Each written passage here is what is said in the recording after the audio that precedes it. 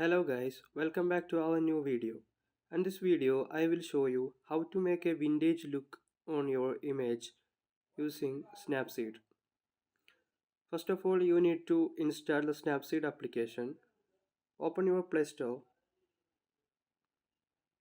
search for Snapseed.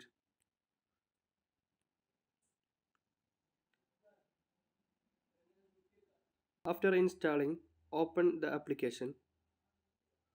Here you can see the open option on the left top side. Tap on it. Choose the required image to make a vintage look.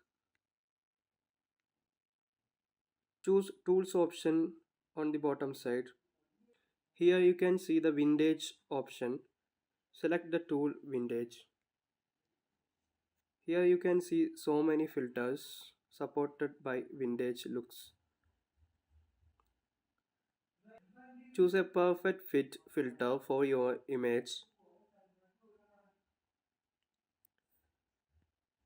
Tap on the tick mark. Now your image is ready to export.